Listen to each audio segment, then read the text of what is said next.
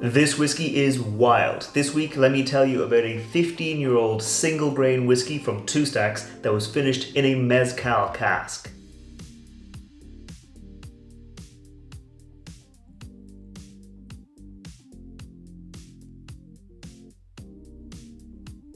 Welcome back to the channel. I'm Matt, I'm the whiskey nerd, and like I said, this week I'm looking at a wild little whiskey from Two Stacks. So let me get it into the glass and I'll tell you a little bit more about it. Now, first off, I'll say, who are Two Stacks? Two Stacks, if you aren't familiar with them, they're a blender and a bottler here in Ireland. What they do is they don't actually make their own whiskey. They buy whiskey from different companies and they will finish it in different ways. They'll add different cask types, make different kind of blends, and make their own kind of unique whiskey using somebody else's product. What they'll do sometimes is they'll mix different distilleries together to get a whiskey that's better than the sum of its parts, maybe a bit of Dingle from here, a bit of Great Northern from there, mixing those together to get more flavour. But this one here is a single grain whiskey, which means it came from all one distillery. It's a 15-year-old single grain from the Cooley Distillery here in Ireland. Now, this is actually a special release bottling. It was released a few months ago, way early in 2024, to mark the Celtic whiskey shop's Whiskey Live Dublin. So if you're not familiar, Whiskey Live Dublin, it's kind of the biggest whiskey expo here in Ireland. It has pretty much every single whiskey, gin, rum producer here in Ireland and some international ones. They come over, they take over a big trade hall for a couple of days, and they have this big massive whiskey fest, and it's all organised by the Celtic whiskey shop here in Ireland. So in the festival kind of area, they have a little Celtic whiskey shop store where you can buy whiskies, and a lot of the brands come out with their own kind of special release bottling for the event, and that's what this is right here. There were only, I think, 280 bottles of this whiskey ever made, and this here is bottle 271. And yeah, I know this is a whiskey you can't buy anymore, but I think it's a great idea at the end of the year to look back on the whiskies that you've tried during the year and see which ones really stood out as being a bit different, a bit wild. And this is definitely one of those whiskies that's a bit different because, like I said,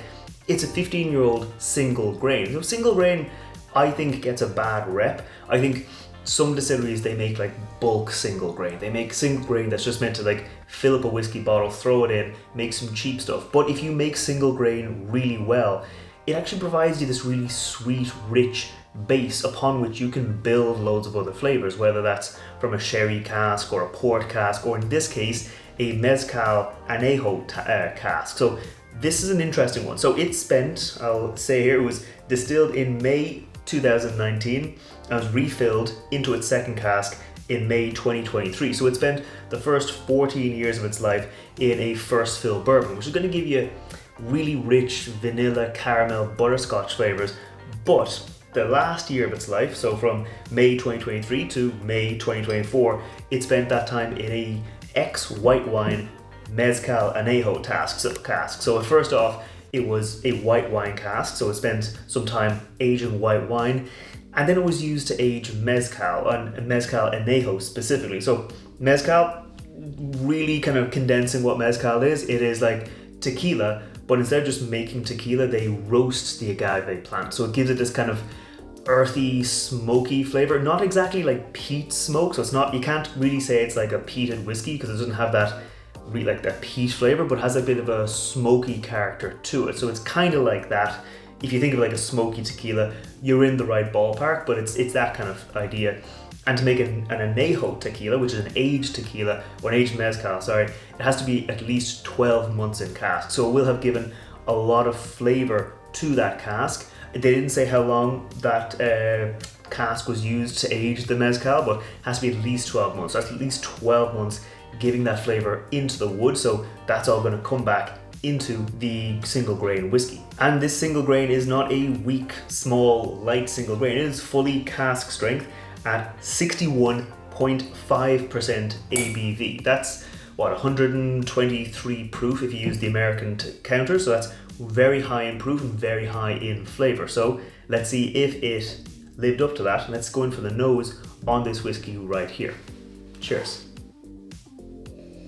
Okay, it is immediately really floral on the nose. You see, I've had a fair bit of this now. I got it in May of this year, so I've had it for a while now, and it's really sweet in a floral way on the nose. So there's a little bit of butterscotch. Obviously, you're going to get that from the single grain, especially with that first fill bourbon influence coming in there. You get a bit of butterscotch, a bit of caramel, a bit of vanilla, a bit like toffee, that kind of really rich brown sugar flavor coming through, but with a really interesting kind of floral note up top. Like there is maybe a hint of like smoke, but not really smoke, more like an earthy character to it. Like there's that white wine, there's white grape, white apple, bit of pear, those kind of like white, bright fruit notes coming through with like a little bit of apple blossom, kind of those kind of floral notes. But then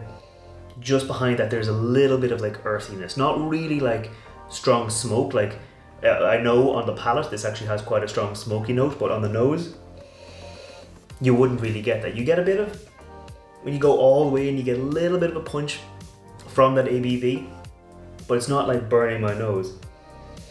It's just giving me a big hit of flavor like that. Really sweet, really floral, a little bit of earthiness there. In terms of spice, there's not really a huge amount of spice there. Maybe a little bit of cinnamon, maybe a little bit of nutmeg, but it is just like really, really fruity, really, really sweet with that kind of earthy, smoky kind of note, almost like contrasting and just giving like a balance off, so it's not completely floral, not completely sweet. But let's go in for the palate and see how it changes. Cheers. It's very different. Like it has this immediate huge hit of spice and earth and smoke, but the smoke, if you're going into this thinking it's going to be like a smoky whiskey, like a Scotch whiskey, or like a peated Irish whiskey, it's not that kind of smoke. It does taste a little smoky, but it's definitely not peaty. It has that kind of that earthy, smoky, roasted, like that mezcal note, but it's not like peat smoke. It just has that kind of smoky note to it, which is very, very different to the nose. Like the nose, very sweet. This still has a lot of sweetness, but it's more into the wine influence. It's more like, I actually almost taste a little bit like, again, that white grape, the grape skin, that kind of note. On the nose, it was like grape, bit of apple, bit of pear. Here, much more of that white grape kind of influence. There is, I will say, a bit of heat from the ABV, 61.5%. It's not going to be really light. It does have a bit of a punch coming through into your chest. You can feel that heat spreading, but it is very spicy, very earthy, and still very sweet on the nose. It's just a little bit kind of, has everything that was in there in the nose ramped up, but also pushed in a little bit of a different direction. So everything's like, if it was in the nose, it was like 50%. Here it's at 100%, but some of those other notes are just pushed a little bit different. So I'm going to go in again for another sip, see what else I can find.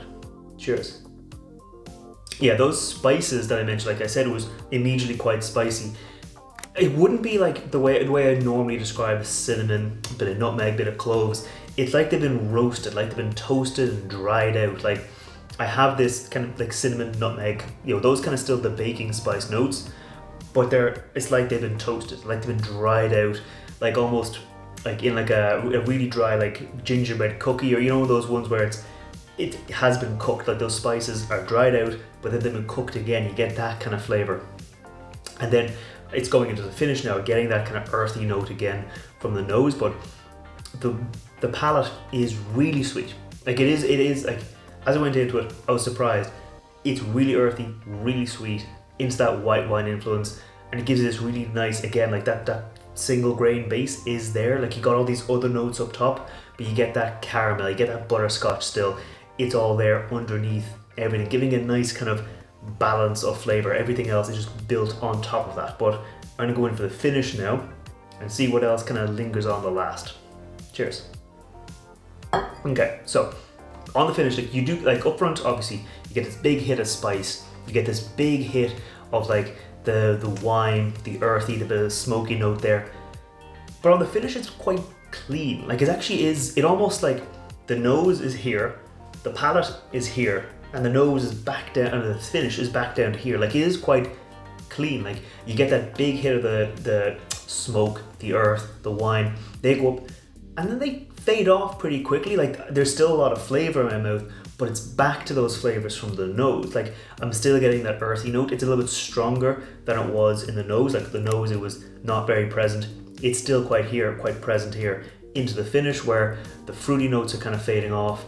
The spicy notes are still lingering on a little bit, but they've quite faded off. It's that earthiness, a bit of that floral note, and that butterscotch. That kind of like, because it's so high ABV, it does have this kind of like mouth coating, like wrapper of sweetness, like that toffee, that caramel. That's kind of sitting here on my tongue as I'm talking, as I'm kind of breathing more and more.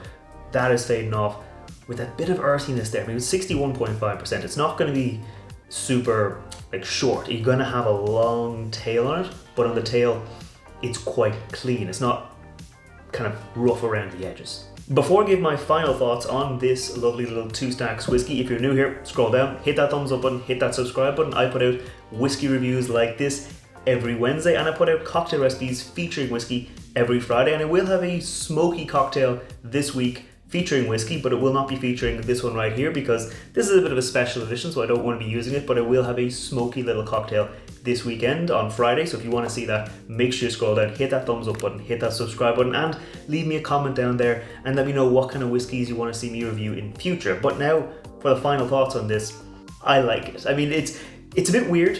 I don't think it will be everyone's cup of tea, like that kind of smoky, earthy note. I know not everyone does like that.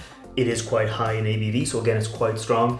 And some people do look down on single grains, but me, I find it really nice, really fun. It's one of those whiskies that I kind of go back to every now and then. Like, it's on the shelves. I've got a lot of 2 Stacks whiskies on the shelves, and I'll go and I'll say, oh, I'll have a bit of 2 Stacks, and I'll look and I'll say, I'll pour myself a bit of that. Now, it's at 61.5, so I only ever pour myself like small amounts of it, and you do get that huge amount of flavor. You get that up front, like that kind of soft nose. As I'm breathing it now, as I'm smelling it now, like getting a little bit more of that earthiness because my palate's been primed. So it's one of those ones you can go back to, you can experiment with, you can enjoy it a bit, and you kind of get more and more out of it the more and more you drink it. That mix of like subtle flavors and bold flavors, I think works really well and bodes really well for 2025. Now, 2024 has been great for Irish whiskey. We've seen a lot of new brands come on stream. We've seen some core releases like from the Boan Distillery, Cooley Distillery. We've seen a lot of like new kind of core lineup releases from a lot of brands.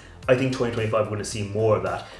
5 years ago, there were basically no companies making Irish whiskey. Now there are loads, and I think it bodes really well when you see experimentation like this. When you see a 15-year-old single grain in a mezcal cask, and they're putting it out there, and it works really well. We see that kind of idea that Irish whiskey can be a bit fun, can be a bit experimental. You can make the classic stuff, yes, but you can also push the boundaries and challenge the existing brands. So that's why I thought it'd be good, one of the good whiskies to kind of round out the year and just say, here's a solid little whiskey. It's really, really tasty, and it's a good idea for what's coming down the line from 2 Stacks and from other brands in 2025. But maybe that's all just in my head. Maybe you think Irish whiskey is a bit overblown. Either way, let me know down in the comments if there's anything you're excited for 2025. I've got a few more videos coming out in the rest of the year, but right now I'm going to keep on enjoying this, and I'll see you next time. Sláinte.